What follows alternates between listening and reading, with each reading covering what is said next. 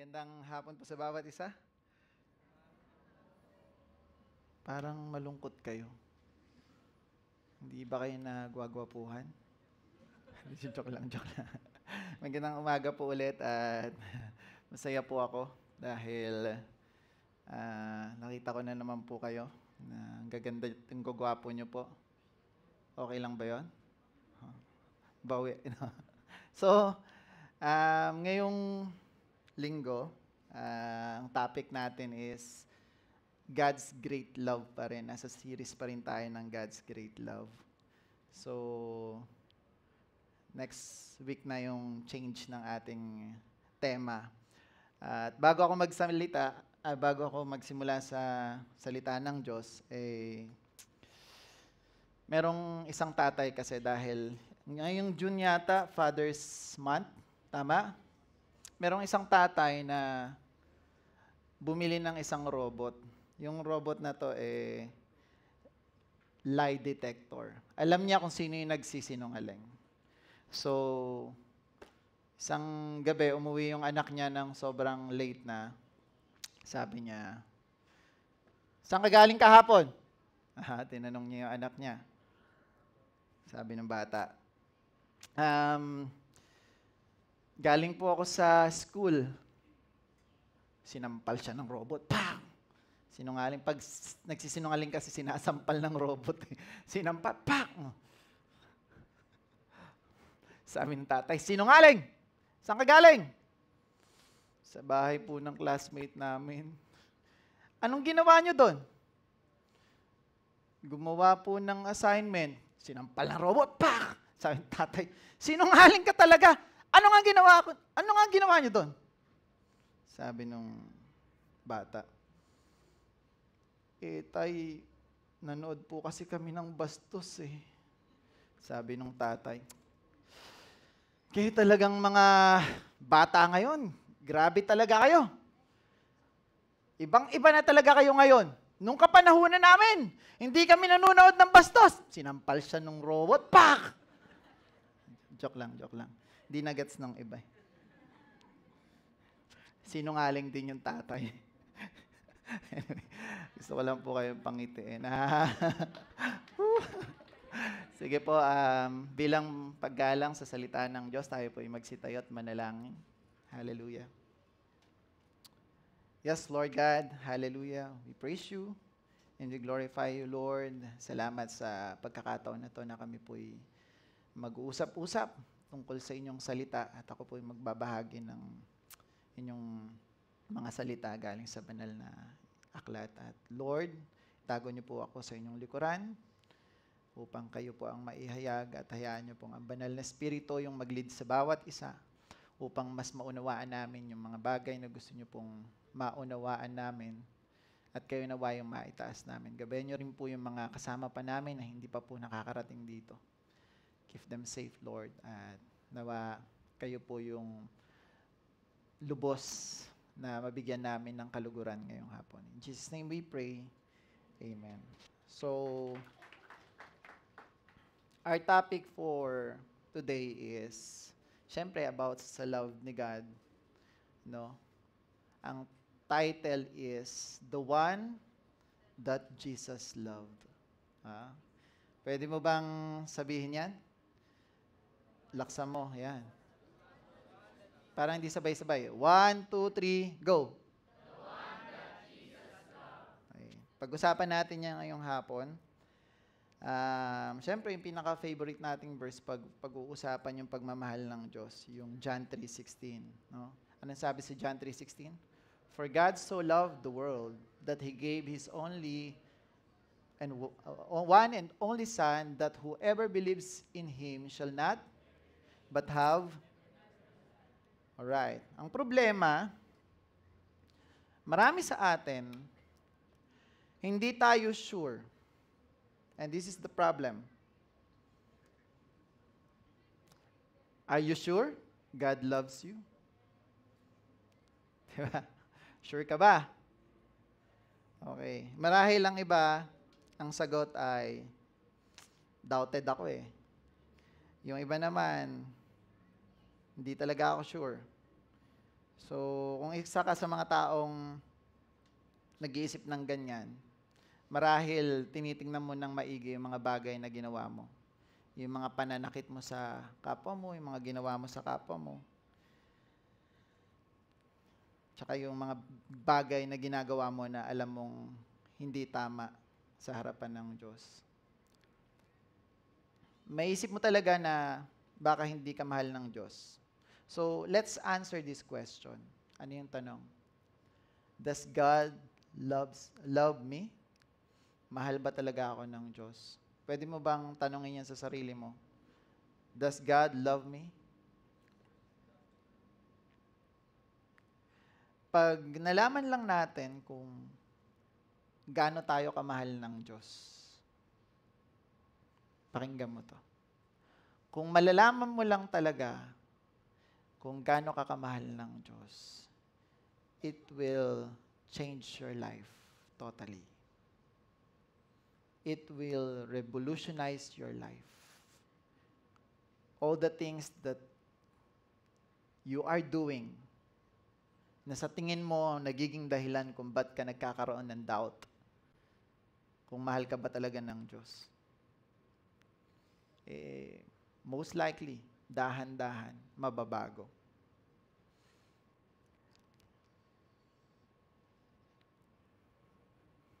Kung di ka sure sa love ni God sa'yo, siguro kasi you are thinking of the wrong kind of love. Baka maling pag-ibig yung naiisip mo. Baka hindi yun yung pag-ibig ng Diyos sa'yo. Ano? So, we know a lot of kinds ng love, no? Napag-usapan natin yan nung Thursday lang, sabi ni Sir Jasser, yung 4 na uri ng pag-ibig na nakalagay dun sa Bible na pinag-uusapan ay stergo, peleo, eros, tsaka yung agape love. So ngayong hapon, hindi natin pag-uusapan yung 4 na yon. Meron tayong pag-uusapan na 2 mahalagang pagkakaiba ng pag-ibig. I-identify natin yung pag-ibig ng Diyos sa atin. Baka nga kasi sabi ko, you are thinking of a wrong kind of love na iniisip mo na pag-ibig sa'yo ng Diyos. So, these are the 2 kinds of love. Number 1, a love that loves because the object is valuable. Sa Tagalog, yung pag-ibig, uri ng pag-ibig na umiibig dahil yung object na iniibig niya ay may value. Valuable. But the problem is, I never felt it. I never felt valuable. Ano ba ako? Sino ba ako? Special ba ako? Hindi nga ako nagpe-pray. Hindi nga ako nagbabasa ng Bible. May tinamaan ba? Sorry. Number 2, ito yung pangalawa. A love that loves and gives value to the object. At dyan tayo magtututok sa pag-uusapan natin, yung number 2. Kasi yan yung pag-ibig ng Diyos sa atin. Pag-ibig na umiibig at nagbibigay ng value sa iniibig niya. Wow. Yan yung pag-ibig ng Diyos. Baka kasi hindi natin nauunawaan to. Ano? Okay, so, let's talk about the second one. A love that loves and gives value to the object. Familiar ba kayo sa ganito? Ang tawag dyan ng mga bata ay their cuddle toy. Yan yung niyayakap nila pag natutulog sila. Nung bata ako, hindi ko maalalang may ganyan ako, pero most likely, halos lahat ng kabataan may ganyan. Yung mga toddler ba tawag dun sa 3 years old pa ba? Ganun. Toddler pa ba yan, di ba? Yung mga, alam mo, yung itsura niyang kinuha ko, madungis tsaka pangit. Pinili ko talaga yan kasi alam mo yung mga bata, once they have that cuddle toy, Ang ginagawa nila, hindi mo pwedeng agawin yan kahit palitan mo pa yan ng mamahaling bagong cuddle toy. Wala yan silang pakialam kahit mahal pa yung bili mo dun sa isa. Basta yung cuddle toy na yan, na paborito nila, yan lang yung lagi nilang hawak at lagi nilang, dala-dala at kayakap. Hindi mo yan pwedeng palitan. Kahit na sobrang dumi pa niyan, kahit na punit-punit pa siya, dahil grabe pag pinaglaruan ng bata, kahit mabaho pa yan, amoy laway na o amoy ihi, hindi mo yan pwedeng labhan. Mga bata, I don't know, baka hindi kayo ganun, pero may mga kilala akong ganun. Nung bata kayo. Chances pa nga, binigyan nyo ng pangalan yan eh. Sa sobrang love nyo yung cuddle toy nyo. Okay? Ganito din tayo kamahal ng Diyos. Kahit tingin mo sa sarili mo madumi, mabaho, maraming flaws, broken ka, wounded ka, marami kang scars, marami kang secrets, at marami kang kasalanan, minamahal ka pa rin ng Diyos. At yung value mo, hindi pwedeng mapalitan. How do we know God loves us? Because we are valuable. Because value is determined by what someone is willing to pay for it. Makinig kayo maigi sa akin. Yung pagmamahal sa iyo ng Diyos, pinatunayan niya sa value na binibigay niya sa iyo. Yung value, magdetermine yan sa kung ano yung willingness nung tao na halaga na ibabayad niya. Now, I will tell you this. Alam mo ba kung magkano ka binili ng Diyos? Binayaran ng Diyos? 2,000 years ago, merong isang taong ipinako sa krus. Ang pangalan? Jesus Christ. Alam mo ba kung para saan siya napako? Malamang, alam na natin to. Para bayaran yung? Okay. So, magkano ka binayaran? Dun sa John 3:16, for God so loved the world that He gave His one and only Son, that whoever believes in Him should not perish, but have. Magkano ka binayad? Binayaran ka ng anak ng Diyos. Halaga ng anak niya. Halaga ng isang Diyos. Yung worth mo ay worth ni Jesus Christ. Yun yung pinangbayad ng Diyos sa'yo para tubusin ka. Naintindihan niyo ba ako? You are destined, predestined to go to hell. And for you na maligtas ka dun dahil sa kasalanan mo, anong ginawa niya? Ibinayad niya yung kanyang sa pagkakautang mo. Sa utang mong kasalanan, yung taong walang kasalanan, anak ng Diyos na ibinigay niya, ibinayad niya para sa'yo. At ganun ka ka-valuable sa Diyos. Ganun ka ka-love ni Lord. Maaaring tingin mo sa sarili mo, wala kang halaga. Tama? Pero binigyan ka ng worth. Binigyan ka ng value. Value na galing sa langit. Anak ng Diyos. Diyos ang ipinangbayad sa'yo. Wow! Special mo naman. Ikaw na. Naintindihan niyo ba ako?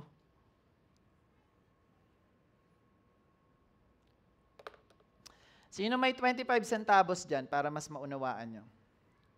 May 25 centavos. Meron ba kayong 25 centavos dyan?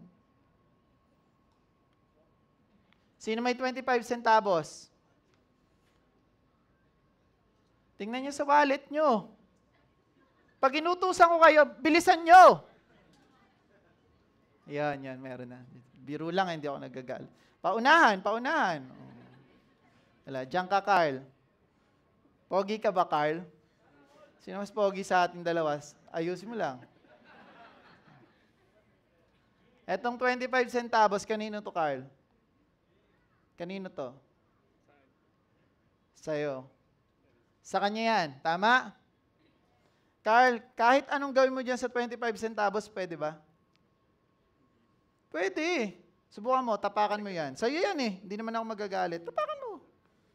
O, duraan mo, kunwari lang. Duraan mo. Madumi na ba? Pag nakapulot ka ng 25 centavos, pupulutin mo ba? Parang hindi no? Parang hiyo. Ayoko niyan. Ang liit niyan eh. Hindi mo big sabihin, for me, kung ako yung makakakita niyan, syempre, magkukunwari ako, pupulutin ko. Pero sa totoo lang, hindi mo pupulutin niya. Pag tinignan mo, 25 centavos, ay okay. Lalayo ka lang di ba? Walang kwenta yan eh.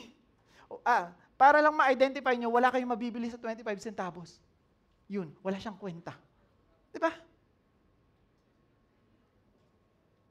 Carl, walang kwenta to. Tinapak-tapakan, kadiri naman, dinuraan mo nga pala to. Dinuraan mo pa nga eh. Di ba?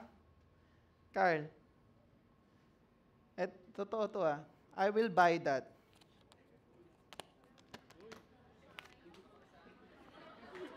Ang bagal nyo kasi. Sino pa may 25 centavos? Tago nyo na lang yan. I will buy that, Carl. That's 25 cents. Walang kwenta, Bibiling ko yan. Sa'yo na to. Akin na yan. Balik ka na doon. Baka mabawi ko pa yan. Sige na, kahit nanghihinayang ako. Hindi nanghihinayang yung Diyos. Nung binayaran niya yung walang kwentang halaga mo.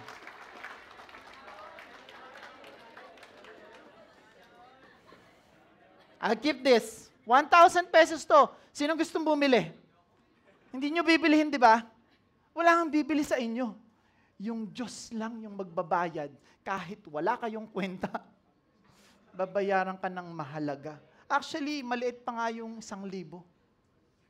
Pag in-identify mo kung magkano yung binayad ng Diyos sa atin, gusto ko lang ma-realize nyo. Are you with me? Naintindihan nyo ba? Yung walang kwentang ikaw, pero binigyan ng value, kaya nagkaroon ka ng kwenta.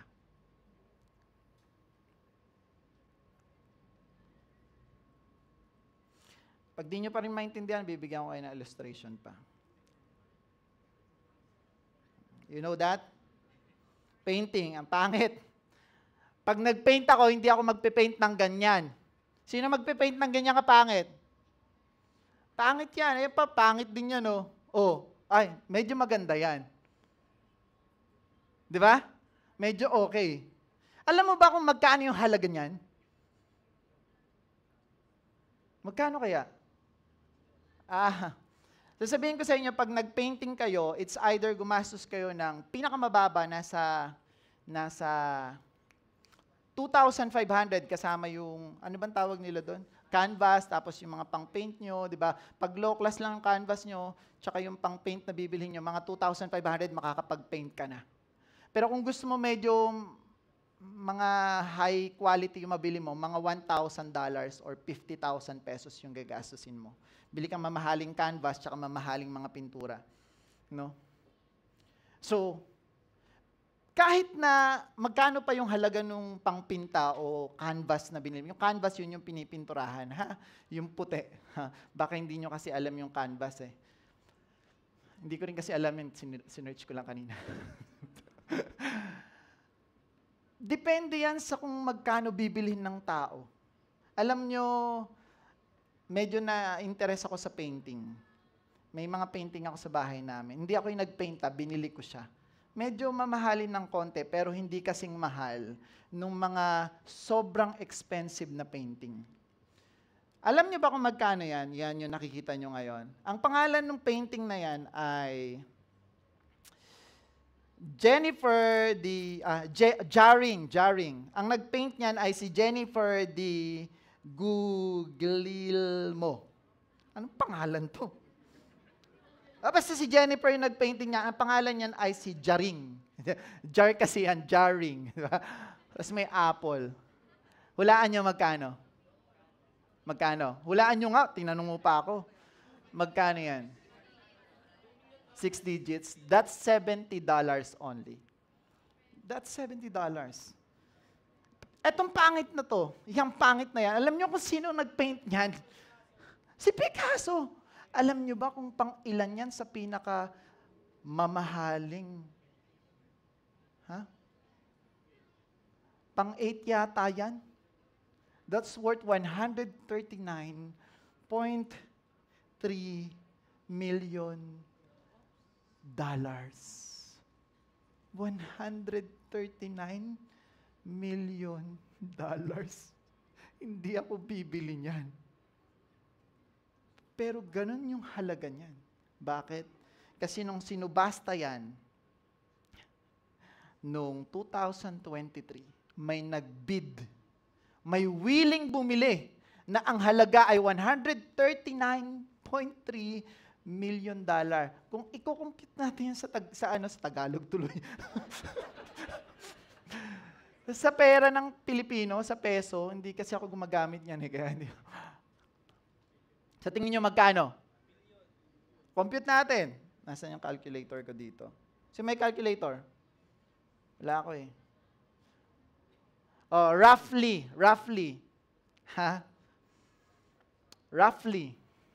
nasa 7 billion peso to 8 billion peso.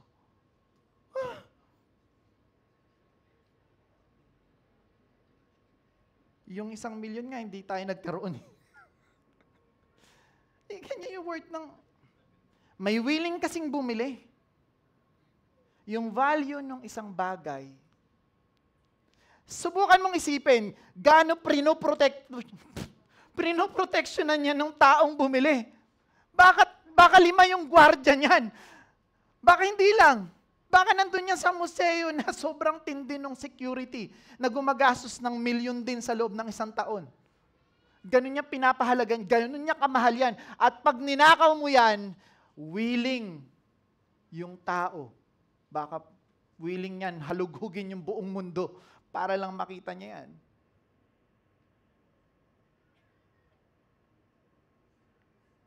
If may imagine mo lang eh.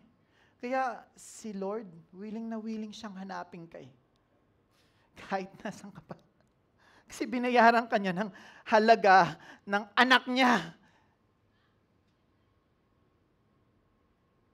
Pag ninakaw mo yan, tas ako nagbayad ng 8 billion, papapatay kita parang... joke lang. Pag i-record to. Isipin mo yun. Magkano yung binayad sa'yo ng Diyos? Gano'n kanya kaya kamahal? Kahit na lumayas ka pa, kahit na ayaw mo sa Kanya, wala kang magagawa, mahal ka niya. Wala kang magagawa para madagdagan yung pagmamahal niya sa'yo. Kasi siya mismo yung nag-determine ng pagmamahal niya sa'yo. You are worthless. Ay, mali.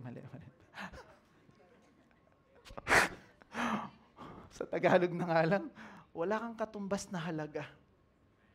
Kahit bilhin ka pa ng 1 trillion, hindi ka ibibenta ng Diyos.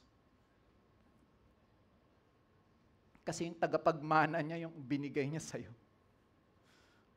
Yung anak niya, si Jesucristo. Hello? Kasama niyo pa ba ako? Kasama ko pa ba kayo?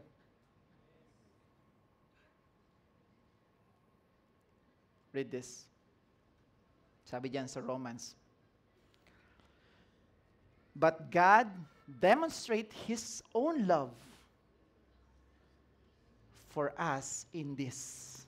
While we are still sinner, just like the cuddle toy, mabaho, pangit, maitim. Christ died for us.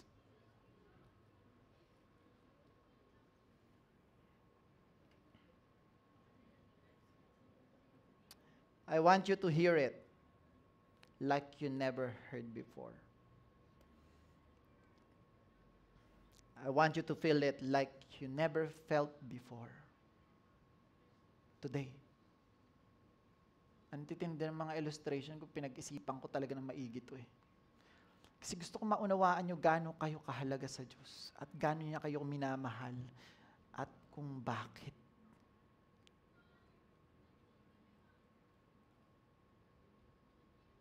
No amount of money can buy you out of the hand of our God.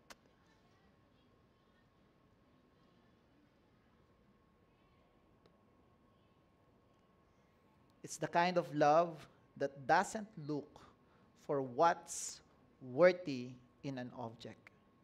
But it's a kind of love that gives worth to that object. In other words, God loves you not because you're worthy, but God loves you, makes you worthy.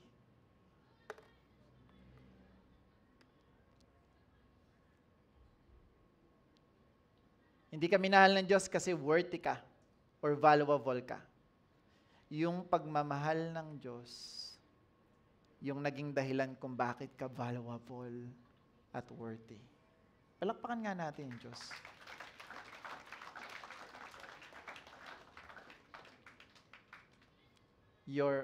Wrong spelling nga. You're worthy. Yan. Thank you po. Na-edit na. Yan. God loves you not because you are worthy, but God's love makes you worthy. Naintindihan na? That's how good He is. That's how powerful He is. It's His grace. Love for God is not an action. It is His essence. It is who He is. He is love. God is love. Saan mo makikita yan? Sabi yan sa 1 John. Sabi dyan, whoever, 1 John 4, 8 to 10. Whoever does not love does not know God. Because God is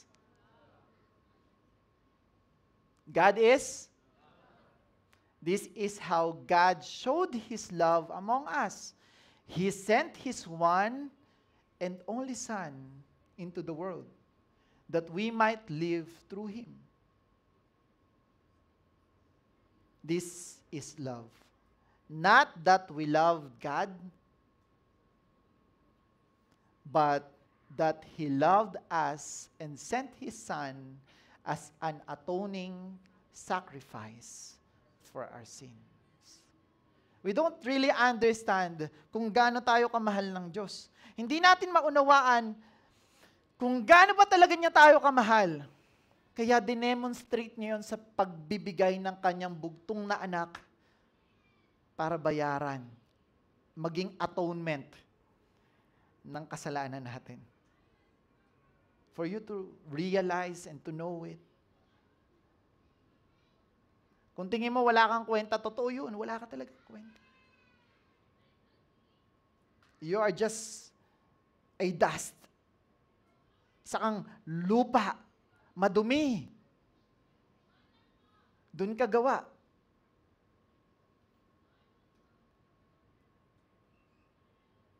Pero binigyan ka niya ng halaga. Binigay niya yung kanyang bugtong na anak, ibinayad niya para sa'yo. At kung ganun ka-precious, sigurado ako, kahit sino pa yung magnakaw sa'yo, kamatayan man, si Satanas, hindi ka mawawala sa kamay niya. Hindi. Secured na secured ka.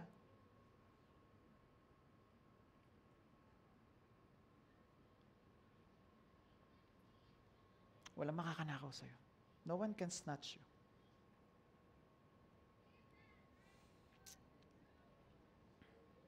So, this is my question. Sa tingin nyo, yung verse na yan, napakaganda niyan eh. Sino nagsulat niyan? Mahirap hulaan. Sino? Si John? Ang galing! Whew! Palakpakan natin si JB. Si John. Hindi si John the Baptist Si John the Baptist yung nag-baptize kay Jesus Christ. Patay na siya nung mga panahon na yan. Tingin ko, nung sinusulat yan, patay na siya. Oo, patay na siya. So, yan si John the Apostle. John na kapatid ni James. John the Beloved, kung tawagin nila. Tama ako, Pastor? Si John tsaka si James magkapatid. At ang tawag sa kanila, tingin nyo, yan tawag sa kanila, the sons of thunder. Silang dalawa. Alam niyo kung bakit? Hindi ko talaga sigurado, pero trinatry kong i-figure out, but sila tinawag na the sons of thunder. So, I read commentary, I read mga reason kung ba't sila tinawag na ganyan. Sabi nila, mainitin daw talaga yung ulo nila, tsaka palaaway sila. Hindi sila nagsisimula ng away. Sila yung tumatapos ng away. Gusto nila tapos, gusto patayin yung tao. Mga hot-headed sila. Hot-headed hindi hard-headed. Hot-headed. Di ba? Mainitin ulo.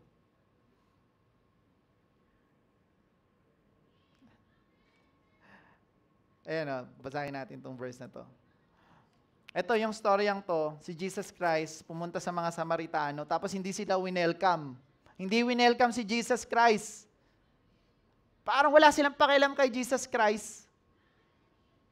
Sabi ni James tsaka ni John, yung magkapatid, the sons of thunder, sabi nila, when the disciples, James and John, saw this, yung backstory niyan, hindi sila winelcome. Si Jesus Christ ay hindi winelcome nung pupuntahan nila.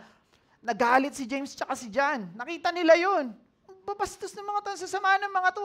Sabi nila kay Jesus Christ, Lord, do you want us to call a fire down from heaven to destroy them? Galit na galit sila. Initin ang ulo. Nirebuke sila dyan ni Jesus Christ So, ano ba pinopoint ko dito? They cause trouble. Mga bago pa lang sila nung time na yun. And then one day, John started to spending time with Jesus. Nagsimula na siyang laging kumadal kay Sumandal. Sweet yan si John kay Jesus Christ, for your information Sabi sa akin, lalaki yan siya pero lagi siyang nakaganito. Lagi siya halika nga dito. Pag nakaupo si Jesus Christ, nakikinig siya, gumaganyan siya kay Jesus Christ. Kaya sweet nga siya From being one of the sons of thunder, sobrang sweet niya kay Jesus Christ. Naging close sila. Kaya nga tinawag siyang John the Beloved. So, in every moment of every day, even John didn't do anything to earn the love of Jesus. And there is no way he could deserve the love of Jesus. Jesus simply loved John. Kahit naman siya pa rin yung John, nakasama dun, the son of thunder, mahal pa rin siya ni Jesus Christ Wala naman siyang ginawa para mahalin siya ni Jesus Christ. Basta mahal siya ni Jesus Christ. Yun yung ibig kong sabihin. Hindi natin alam kung kailan at kung paano talaga nangyari. Siguro matagal-tagal na panahon at proseso. Bago tuluyan na yung identity ni John na bago. From being one of the sons of thunder to becoming the John the Beloved. I don't know gaano katagal yun. Pero isa lang yung sure ako. Kakasama niya kay Jesus Christ, his identity changed. Paano ko nalaman yon? Pag binasa mo yung mga book na sinulat niya, 3 beses kong nabasa to. Ni-refer niya yung sarili niya. Sinabi niya sa sarili niya, siya nagsabi. Anong sabi niya? The one that Jesus loved. Hindi niya na claim na siya yung one of the sons of thunder. Sobrang yabang siguro nila, John is no longer the sons of thunder. John is no longer the John, the hot-headed. No longer John the screw-up. But he is the one that Jesus loved. Are you with me? I believe, sinend ako ni Lord sa tamang pagkakataon na to para sabihin sa isa sa mga sa inyo, kung sino man, sabihin sa iyo na kahit na ano pang sinasabi sa iyo ng ibang tao, kahit na ano pa yung mga bagay na ginawa mo, iniisip mo sa sarili mo, kahit na ano pa yung tingin ng ibang tao sa iyo,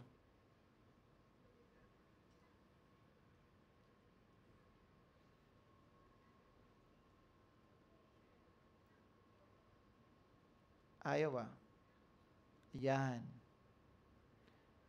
You are the one that Jesus loves.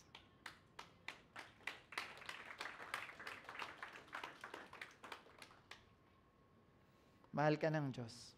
Mahal ka ni Kristo. Ikaw yun. Hindi mo ba nararamdaman yon? Sabi ni Jesus Christ, may isang shepherd.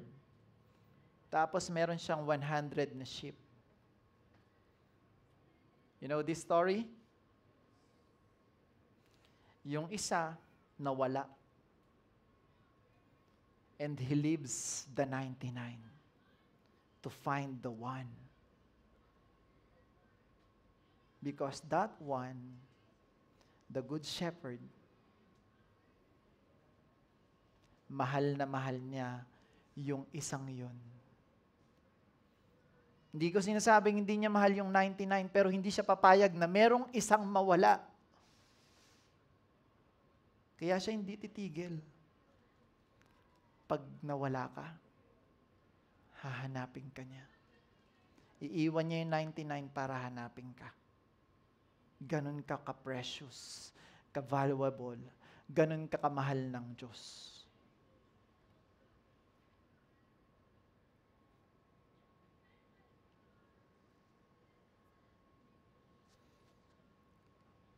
Hindi ko alam kung para kanino talaga tong sinasabi ko. Pero pwede mong akuin. I want you to hear and I want you to feel that you are the one that Jesus loved. Sige po, palakpakan natin ng Diyos.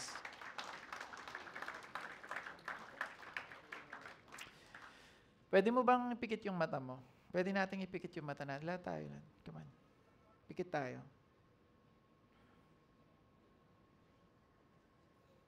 Feel the love. Try to imagine, yung kanina ko pang dinidiscuss. Ganun kakamahal ng Diyos. You can close your eyes. Huwag ka muna dumilat. And then, you slowly, softly, sabihin mo to, I am the one that Jesus loved.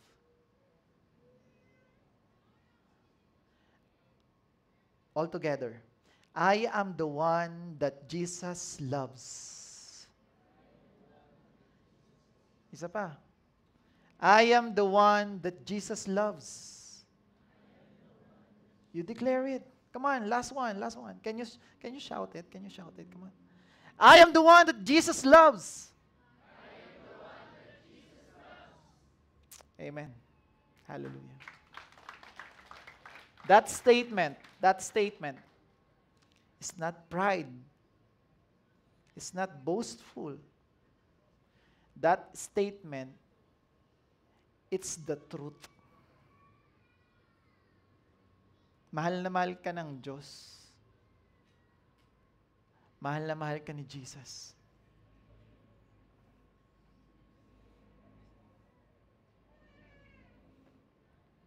He is here, and He is loving you in this very moment. The amazing thing is this about God, that our God didn't shout His love from heaven. Anong ginawa niya?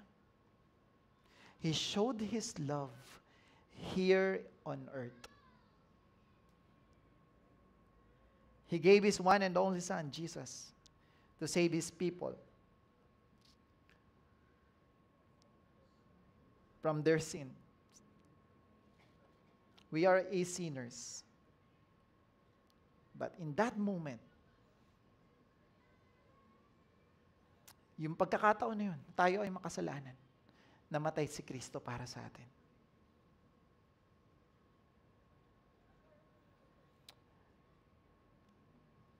Sin is missing the mark. Ibig sabihin, bukod sa transgression, kinoconsider to na usong-uso to ngayon sa panahon natin. Transgress ay yung missing the mark. Ano yung missing the mark? Yung hindi mo nagagawa yung standard ng kabutihan na pinagagawa ng Diyos. You miss that standard. And we all do. Even I. Even the pastors, even bishop, even kahit sino pa na marunong sa Biblia, nagtuturo ng Bible, nagpe-pray araw-araw, nagbabasa ng Bible halos buong araw, lahat tayo nakagawa ng kasalanan. Ikaw na hindi nagbabasa ng Bible, lahat tayo nakagawa, walang malinis. Wala ni isa.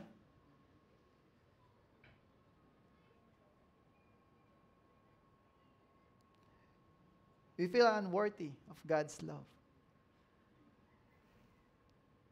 because of that. But you know what? You know what? Tingnan mo ako. God loves you so much. Kahit sino ka pa, He loves you so much. Pwede ko man tawagan si Sir Jason para tumugtog. This is my conclusion.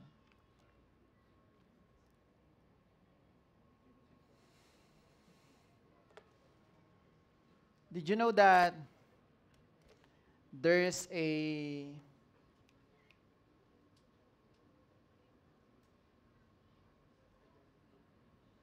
big one na darating sa Pilipinas daw? You know that? Ang lakas nung lindol na yun ay 7.2. 7.8? Wala, mali, nabasa ko. 7.8 magnitude. Talaga? Familiar ba kayo sa bansang Armenia? You know, the Republic of Armenia? Noong 1988, kung di ako nagkakamali, pakinggan niyo to, this is a good story. Noong 1988, merong big one na tumama sa Armenia. Yung earthquake na yon, 1988, is 6.8 magnitude. Ibig sabihin, pag tinamaan tayo ng 7.2, sobrang lakas nun. Sa kanila, noong time na yon, they are not ready.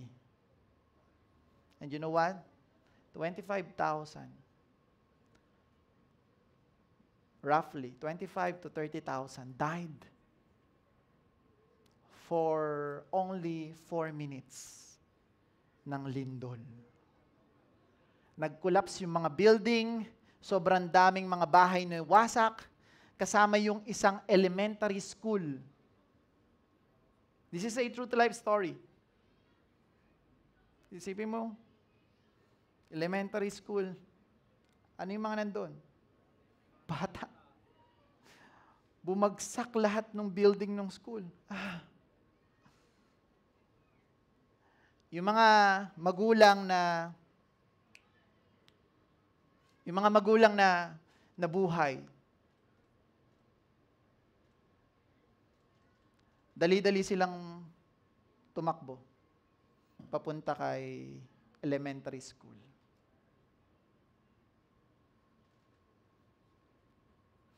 Hinanap nila yung mga anak nila, wala, natabunan na eh. Try to imagine this. Lahat ng magulang na nabuhay, nag-rush sila, tinatanggal nila yung mga bato, nagbabakasakali sila na makita nila yung mga anak nila. It's a true to life story. You can search it. 1988 Republic of Armenian earthquake. You can search it. So, nagmadali sila, kinukuha nila yung mga bato. Lumipas 1 oras, 2 oras, 5 oras, tumigil na yung mga magulang, kakabungkal, kakakuha ng mga brick, ng mga nabawasak ng mga hollow blocks. Pero mayroong isang tatay na hindi tumigil. Dampot pa rin siya ng dampot, tinatanggal niya yung mga bakal, yung mga debris. Tinatanggal niya. Pagkatapos ng 12 hours, di pa rin siya humihinto. Sabi sa kanya ng ibang mga magulang, itigil mo na yan. Tanggapin na natin. Hindi, bungkal pa rin siya ng bungkal, hindi siya tumitigil. Pagdating ng 24 hours, kinabukasan yung mga magulang, nagdala na ng candle, ng bulaklak. They feel like wala nang pag-asa eh. Pero yung tatay na yun, ang pangalan ng tatay si Samuel.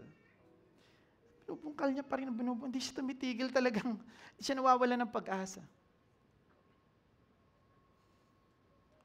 Umabot ng 1.5 araw, hindi pa rin siya tumigil.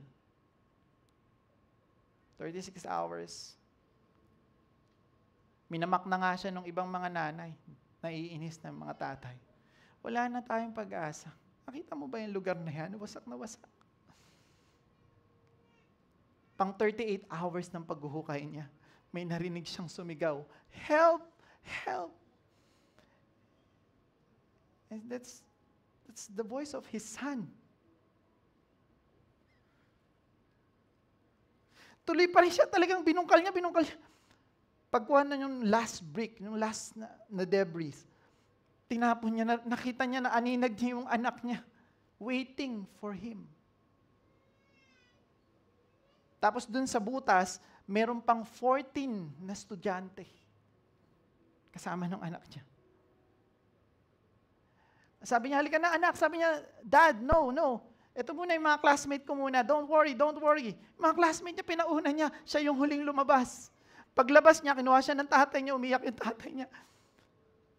Sabi niya sa tatay niya, alam mo Dad, you know what? I told them, don't worry. My dad will come.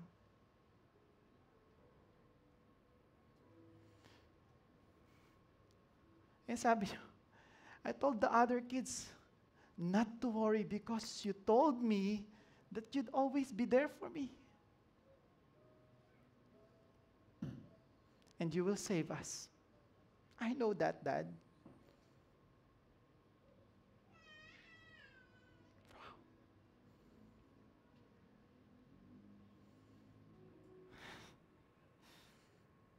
I know that the Lord will save me.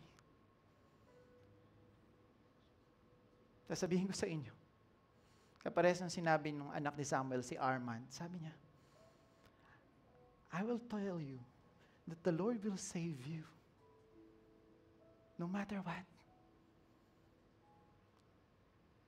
In that year, 15 children were saved that day because one father was faithful. Hindi siya sumuko.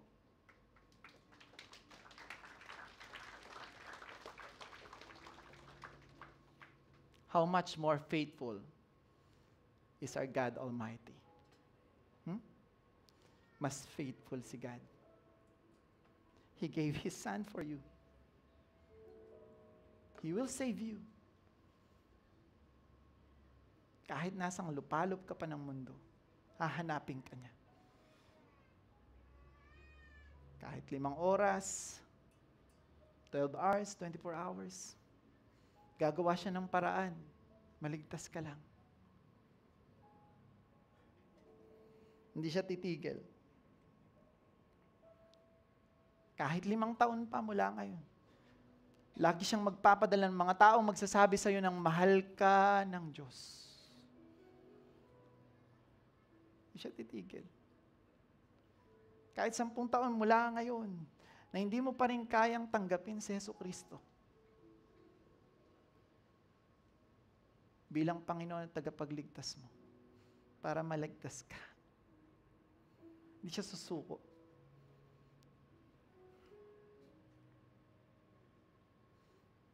Sabi dito sa verse, "For I am convinced that neither death, nor life, neither angels, nor demons, neither the present, nor the future, nor any powers, neither height, nor depth, nor anything else in all creation will be able to separate us from the love of God that is in Christ Jesus our Lord." Romans 8:38 to 39. Palakpakan natin ang Diyos.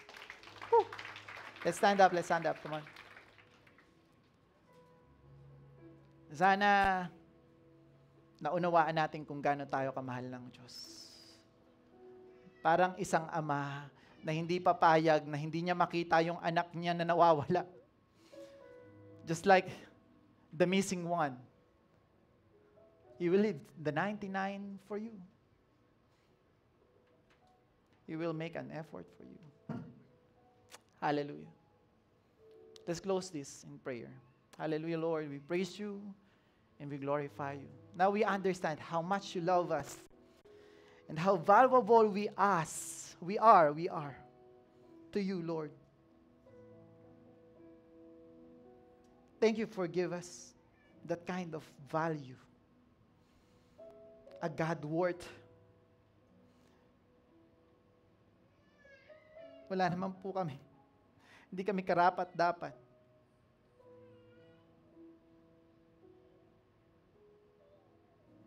Isa kaming basura, Lord. Walang halaga.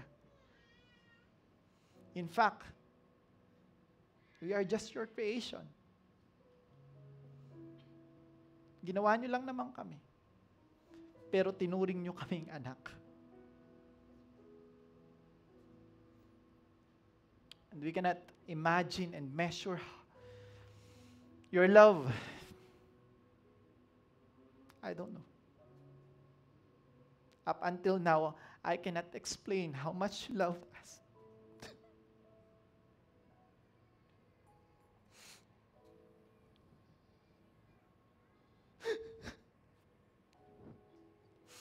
Gusto ko ipantindi sa mga tao, Lord, kung gaano mo sila kamahal.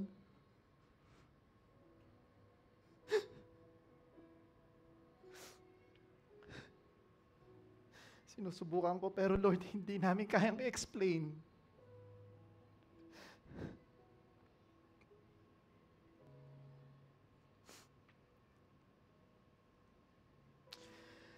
Thank you, Father God.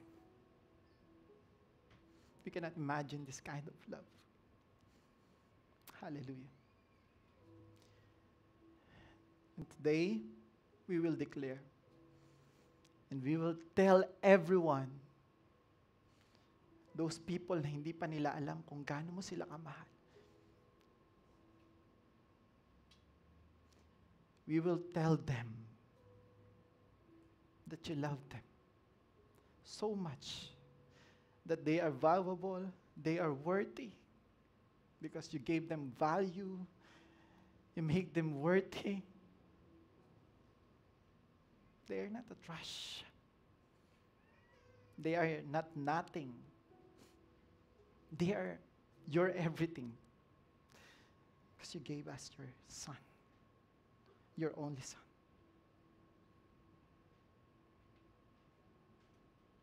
the most precious in heaven,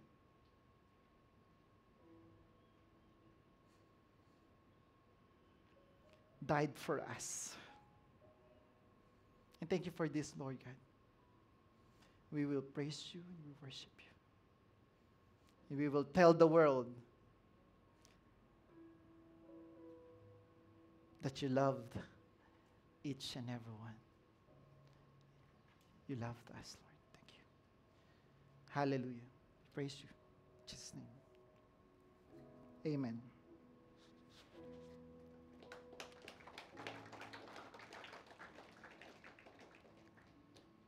Hallelujah. Manatili po tayo nakatayo.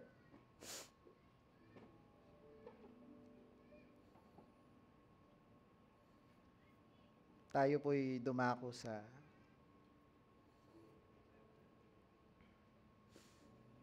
communion.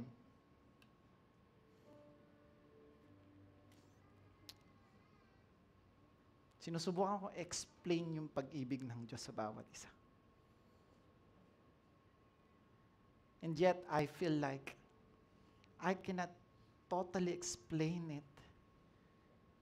Because even I cannot imagine how much God loves us.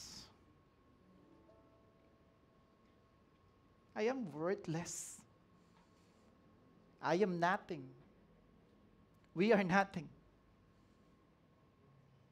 But He chose to give us value. So, this communion, pag-aalaala natin sa pag-ibig ng Diyos sa pamamagitan ni Kristo. Si Kristo na nagsakripisyo sa bawat isa.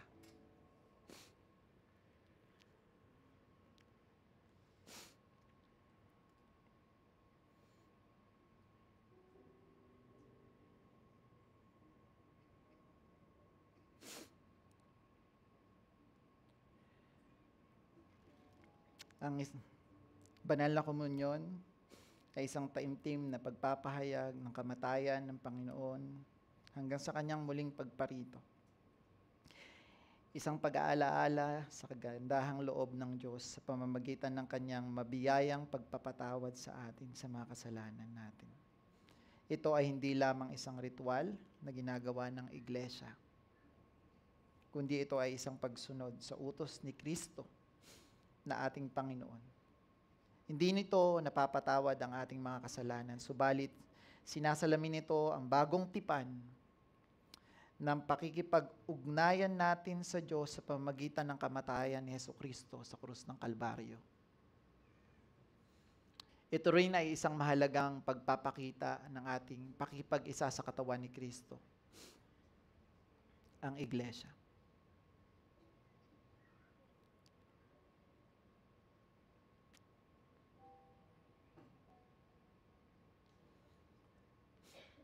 Hindi rin to magpapakita ng pagwawatak-watak ng iglesia ng Diyos, kundi pagiging isa para kay Kristo.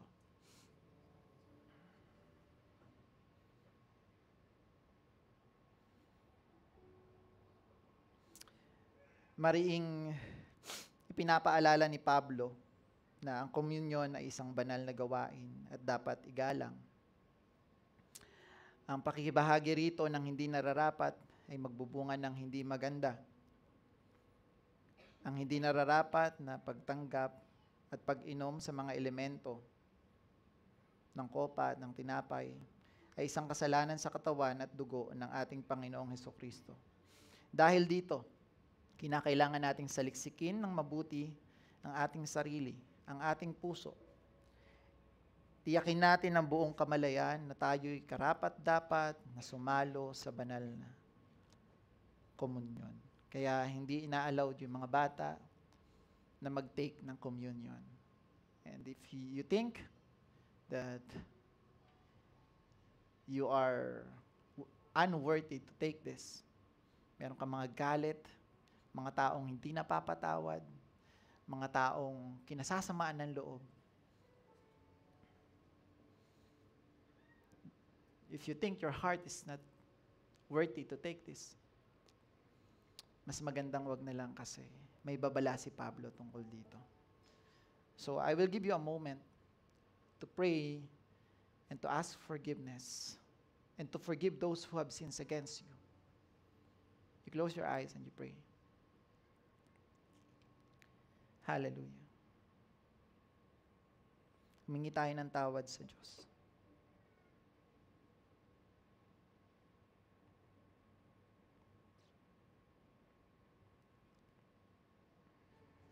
Patawarin na rin natin yung mga taong nagkasala sa atin.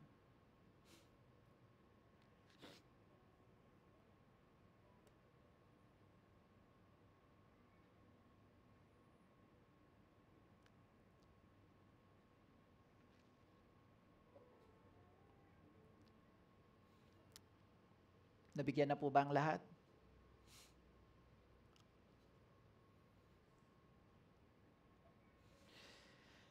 Sapagkat ito ang turo na tinanggap ko mula sa Panginoon at ibinibigay ko naman sa inyo.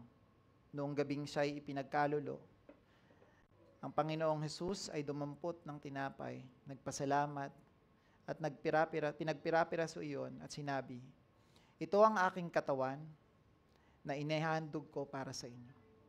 Gawin ninyo ito bilang pag-alaala sa akin.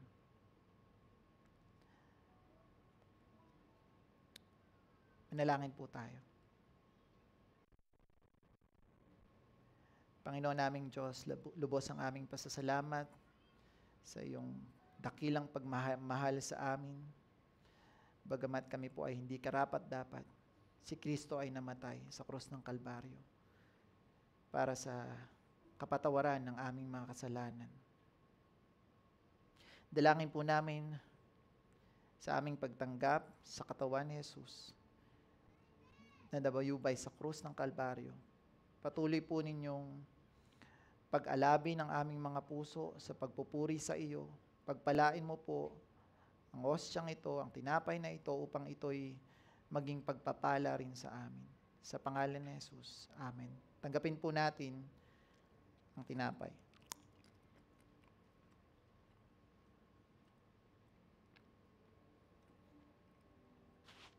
Matapos maghapunan, dumampot din siya ng kopa at sinabi, o kopang ito, ang bagong tipan na pinagtitibay ng aking dugo.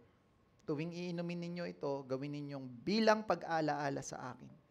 Sapagkat tuwing kakain kayo ng tinapay na ito at iinom sa kopang ito, ipinahahayag ninyo ang kamatayan ng Panginoon hanggang sa kanyang muling pagparito.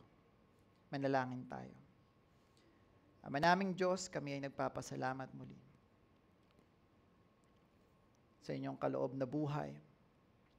Ang dugo ni Jesus na nabubo sa krus ng Kalbaryo, ang siyang naghugas sa aming mga kasalanan upang kami maituring mga anak mo at maging maituring na malinis. Inihahandog po namin sa inyo ang aming mga pagsamba at pasasalamat bilang isang haing buhay para sa ikaluluwalhati ng inyong pangalan. Habang patuloy po naming ipinapahayag ang inyong kaharian, ang inyong paghahari, at muling pagbabalik ni Kristo, ito po ang aming dalangin sa pangalan ni Jesus. Amen. Tanggapin po natin.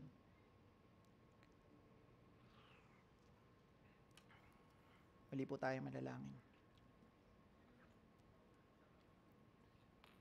Salamat, O Diyos. Salamat sa inyong kadakilaan sa bawat isa. Salamat sa aming Panginoong Jesucristo na nag-aalay ng buhay para sa amin. Inaalala po namin na kami po yung mahal ninyo at kahit kailan hindi nagbabago ang pagmamahal na ibinigay nyo sa bawat isa. Salamat sa inyong biyaya, sa grasya. Salamat dahil binigyan niyo po kami ng pag-asa. Patuloy ka naming itataas sa ngalan ng Ama, ng Anak, ng Espiritu Santo.